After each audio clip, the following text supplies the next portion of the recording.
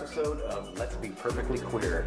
On today's episode, I have two exceptional guests with me. I have the former host of With Jerry here at Rogers TV, Jerry Croteau, also the executive director of the Gilbert Center, which is more about what we're talking today than his past as a host on Rogers. And Mark Hill with HIValen+ine is with me today as well here, talking about the Gilbert Center's 25th anniversary launch, which is happening in February. And in conjunction with that, and in partnership with the folks at HIValen+ine, an incredible event that we're having on Valentine's Day called Be My HIV Valentine. We're going to talk about all that. We're going to talk about how HIValen+ine and the Gilbert Center came together on this project, and of course focusing as well on the 25th anniversary of the Gilbert Center and the history behind it. So, Jerry, welcome to the show. Thank you. Mark, welcome. Thank you. Pleasure. So I want to start with you, Jerry. Okay. 25 years of the Gilbert Center for Social and Support Services here in Barrie, Ontario. The Center started as the AIDS Committee of Simcoe County. Give us a little bit of the history behind the Gilbert Center. Sure. So in 1993, it was a grassroots operation. Started with a few folks. And one of them was Ed Gilbert, who was the first HIV positive gay man to come out publicly, not just about being HIV positive, but also gay. And he, with a bunch of others, started a thing called the Jericho Fund to help folks who were HIV positive. And then in those days, back in the mid-90s, a lot of folks who came out as HIV positive lost their jobs. If they were renting apartments, landlords wanted them out because the misunderstanding and misinformation about how HIV was transmitted, and so on. And so in 1995, they incorporated as the AIDS Committee of Simcoe County and received, shockingly, just $58,000 a year from the Ministry of Health and Long-Term Care to start what is now the Gilbert Center. We rebranded in 2015, and our programming has diversed from HIV and support to support for trans, gay men, specifically harm reduction, youth, family, and a program called Safer Spaces is part of it. And so in 2020, we're a budget of just about $1.2 million. Wow. And we just hired 5 new people, and so we're a staff of going to be 15 in February. So That's yeah, fantastic. It's been 25 years. Yeah, and I've been there for 16 of the 25 years. Well, and full disclosure, I am also an employee of the Gilbert Center. Oh, you are? The Gay Oh, Men's what do you Sexual do? Coordinator. I get there once in a while.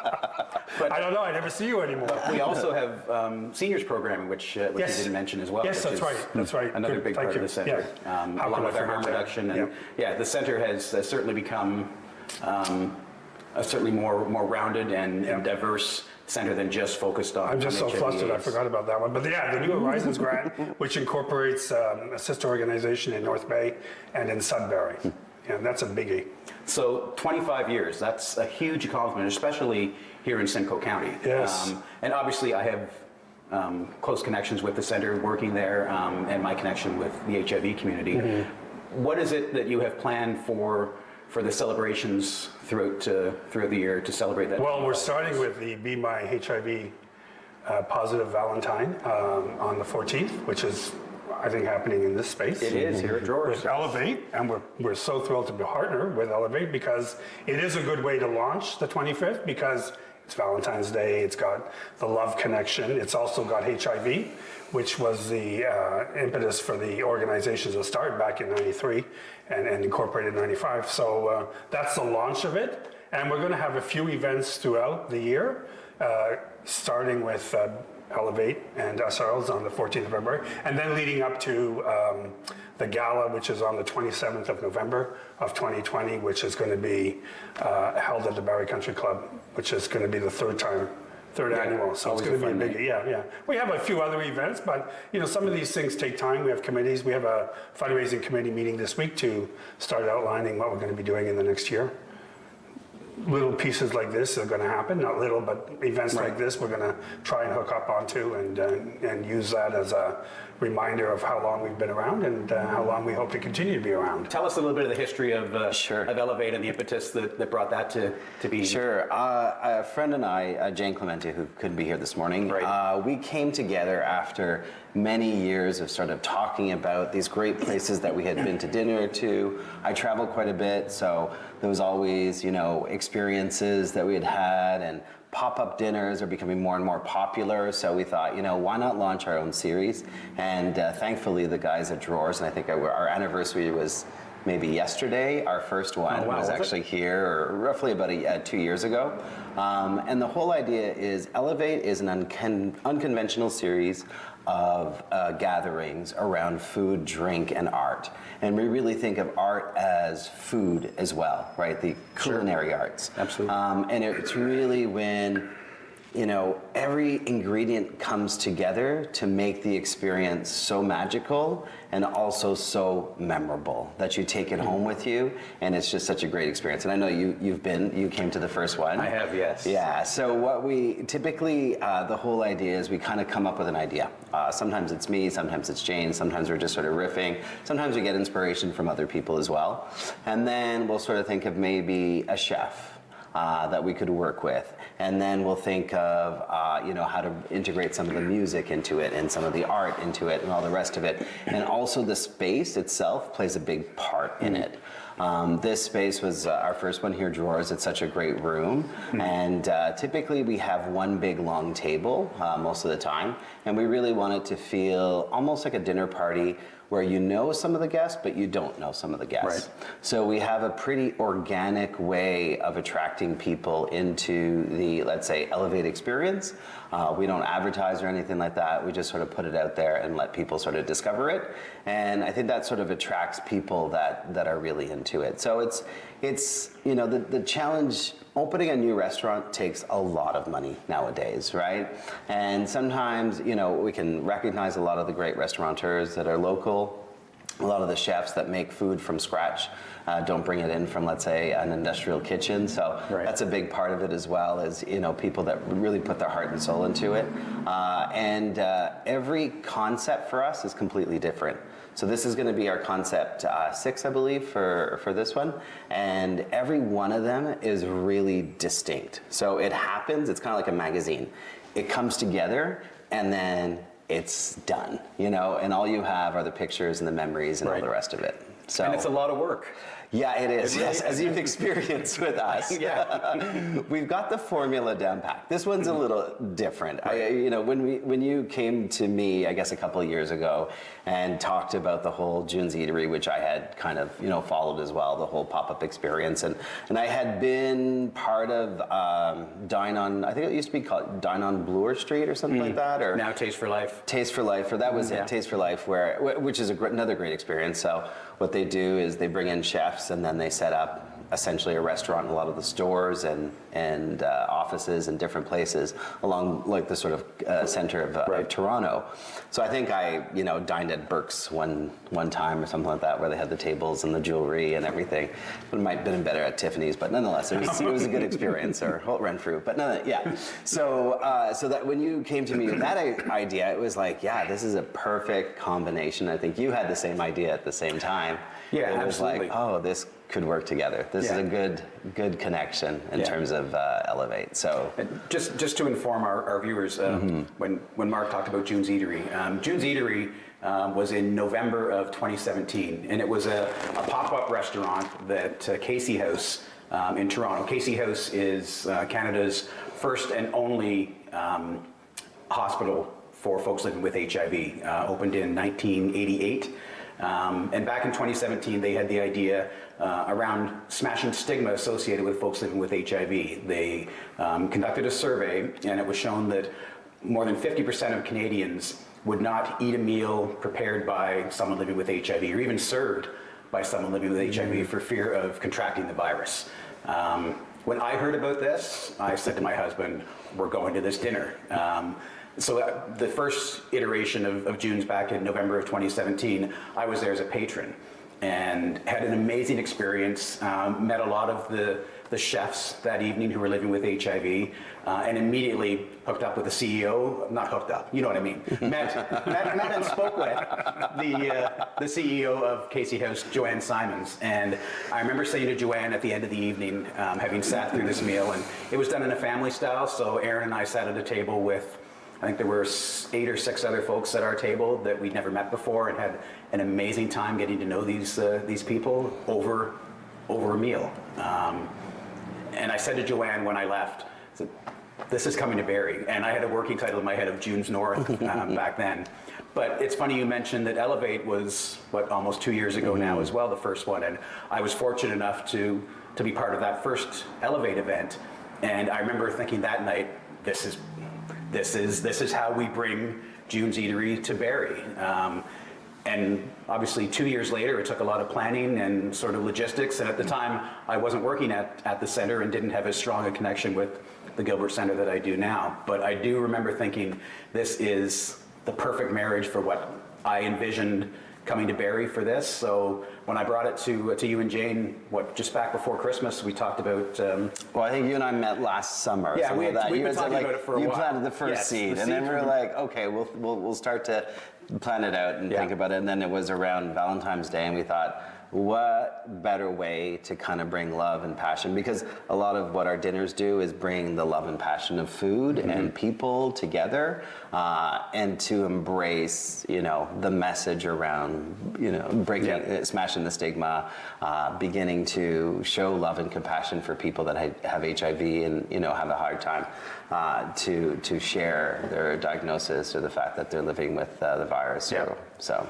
Yeah, and I think it's great because there still is so much stigma beyond just the food stigma around HIV, obviously. And the idea of having that happen here locally and trying to get as many folks locally, not only locally sourced items that we'll be using when we're preparing the food, but local folks living with HIV to participate. That's been a bit of a challenge. I know Casey House is doing their second edition of June's just a few weeks after our Valentine's edition. It's the March 3rd, 4th, and 5th in Toronto. This time around, I'm actually a chef for June's Eatery as well, so I'll get to sort of have the experience on the other side of the table. But certainly bringing it here, we've got 16 folks living with HIV that are helping out with the event in Toronto for Casey House this year. We have 4, including myself. And what I like about, obviously on a smaller scale, we've got a table of 50 that will be here in the Drawer Studio. And I have to, before I go any further, thank Mike Windle and Mike Carty from Drawers and Level Design for allowing us to have this space. It's a beautiful space. I had my wedding reception here. The first Elevate was here. I've been to many events in this space, both down here and the beautiful space upstairs as well. And to have a space like this here in Barrie, I think is pretty darn unique. And to have folks like the Mikes, Big Mike and Little Mike, offer up this space to us and allow us to come in and celebrate these different events that get held here, I think that's amazing, and I am forever grateful for that and for their friendship. So, Mike, thank you, and Mike, thank you. They're also building my house, so I have to suck up a little bit. But yeah, we've got. We'll have one long table in this space, seating for 50. So it's a fairly exclusive evening. Yeah, and we can sort of talk a bit about how the events typically unfold. Usually we have a welcome cocktail and maybe some snacks or whatever as people arrive, a little appetizers, and it gives a chance for guests to kind of get to know each other. Sometimes we encourage people to sit next to somebody that they don't know, rather than kind of just clustering together as a group, because the whole point of it is the kind of connections, and there have been some really interesting connections that have come out of the dinners, so the whole idea is to kind of sit next to somebody you don't know, or maybe just a bit further away, and then the courses will be served, of course, by our chefs, and the cooking happens right in the space, so everyone's kind of part of the entire experience. I mean, if they could see on the other side of where we're sitting right now, but that's all part of the experience. It's a seated dinner. Typically we pair with different wines, and it's usually a generous generous pour with it as well. So it's not, you get almost a full bottle of wine between two people or something. And then the courses, of course, the menu, I mean, we really have to get down to the chef because that's a big part of it too, is served different courses. And the evening, it lingers. There's a little bit more time to kind of, get together and chat, time between courses. So this is not just to come in, eat, and get out. And we usually have an artist that performs something, or a DJ, or some music and stuff. So it's a full evening of entertainment. It's not just a meal and sort of get up. So the whole idea is everybody is part of the event. It's like a family dinner. Everyone's part of it in some ways. Not that they have to pick up plates, but they are part of, let's say, the entire experience. Right. And then this year, for this event, we are having Chef Suzanne Barr, who is going to be our chef for the evening, and she is known for being in a documentary called The Heat about women in the kitchen, which screened at Hot Docs, and I saw a couple years ago, and I believe is just being, I think, distributed a little more widely right now. And it talks about the stigma of women in the kitchen and the challenges they face in that area. And Suzanne has had a diner in Toronto for a number of years, and then shut that down, and then decided she's been doing a few TV shows on Food Network Canada, and then she's going to be part of a new show this Wall of Chefs. Yeah, Wall of Chefs. February 3rd is the premiere date for that. Yeah, I was fortunate enough just last week when I was in Toronto. I've been conversing with Suzanne and the manager of True Diner, Stacey Brooks, over the event and some of the logistics around there, and I thank you for bringing Suzanne to my attention. It was you who sent me the article about heat and kitchen revolution, and did some research, and I said, great, let's reach out to her. And I think it was you and Jane who said, but you need to be the one reaching out. So it's like, how do I do that? But it was so great. It was like it happened very organically. She seemed so passionate. And she does want to support the community, LGBTQ community, and is very passionate about it as well. Yeah, she is. She is a very passionate advocate for people of color and folks in the LGBTQ community. And again, I had the pleasure just last week of sitting down and having a meal at True Diner on King Street. King Street or Queen Street? I get the two royalties mixed up. One has cars, Toronto. One doesn't. Exactly. In Toronto. It was the streetcar goes down there. But anyway, the King Street. That's King then. Yeah. Okay. Thank you. And had a delightful time. Actually got to meet Suzanne and Stacey as opposed to just emailing and chatting on the phone. And she's absolutely wonderful. A perfect fit for this event. And I have to admit, it wasn't my first choice, because I initially went after Matt Basile, who is the celebrity chef for the June's Eatery, and that's when I found out through Matt when I asked him about coming up, because he and I have talked about this over the last couple of years as well.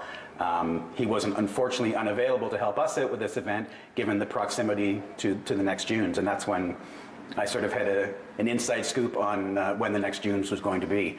But when you sent me Suzanne's information, and I didn't think I was going to hear back from her because I had no way of really reaching out to her physically. So I did the cyber stalking and sent her a message on Instagram, and then I think there was a contact link on the website as well, on Suzanne Barr Food. So I sent a message there, and then nothing. So I, like a dog with a bone, I decided, I'm going to send another message. And that second message took, and I heard back from them, and it's been gangbusters ever since. They've been on board, and they've been very passionate about the involvement in this. And I think we actually have a short clip from Suzanne that we're going to be able to show at the end of the show, just her talking briefly about her involvement. Nice. Yeah, so it's going to be an amazing event. I think she's, again, the perfect marriage of what we're trying to do here. And the fact that she only has, instead of having 15 chefs to train, she only has 4 of us to worry about. And I'm glad you touched on the point that not only will those of us living with HIV be preparing this meal, but we're also going to be serving it as well, which was a nice twist that I was hoping we'd be able to incorporate into this event so that we can come out from behind the kitchen and actually interact with the guests. Yeah, a big part of Elevate as well is that the access to the chef, like I said, but also just the fact that typically We would love for the chefs to actually sit down and talk with people, but we realize that sometimes is a bit of a challenge when they have to get the food out and everything, especially with a group of 50, that can be a bit more challenging. But we do, love that the chef talks about each dish and why they prepared it, and always the menu is a secret until people arrive. Right. So we do make some, we've never really had situations. We ask if people have any, dietary restrictions, and we accommodate that for sure. But typically the whole idea is the experience that you're going to get there, and that you're going to be served something that you just don't know. Right, exactly. And it's going to be delicious no matter what, and it's always great. So. And there's a media thing, right? Ahead of time? Yeah, I was just going to get to that. Yeah, we've talked a lot about the meal and the dinner, but I wanted to talk to you a little bit more about the media launch that's happening prior to the dinner. It's going to be here at Drawers as well, starting at noon that day for just a cocktail hour. But tell us a little bit about the reason behind the launch, because not only will it be sort of a launch of the Be My HIValen+ine, but also the 25th anniversary for the center. Yeah, well, as Mark and both of you have been saying about, it brings people together, and the launch is part of the Gilbert Center's desire to not only highlight the fact that we've been around for 25 years, but we've been around for 25 years in a lot of challenges, supporting HIV positive people and gay men and women, but also expanding our programming to include families, seniors. But, and Simcoe Muskoka is a very conservative part of Ontario.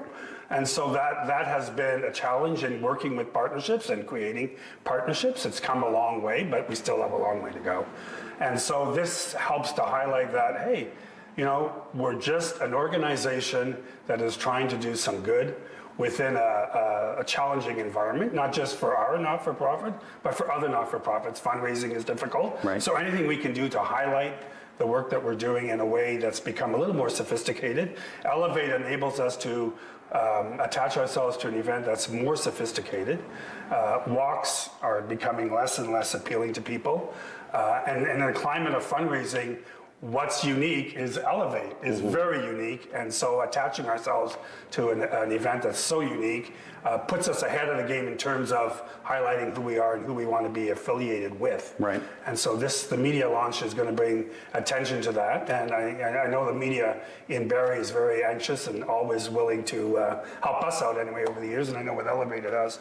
So that's part of it as well, is getting that attention that's it doesn't legitimizes us, but it does bring us to the forefront of we're here, we're a work that's been ongoing and we continue being ongoing, and who our funders are, like the PHAC, Public Health Agency of Canada, the Ministry of Health and Long-Term Care, Simcoe County, Trillium, and United Way are other ways of supporting the work that we're doing, and that means a lot to us, and so we're looking forward to it.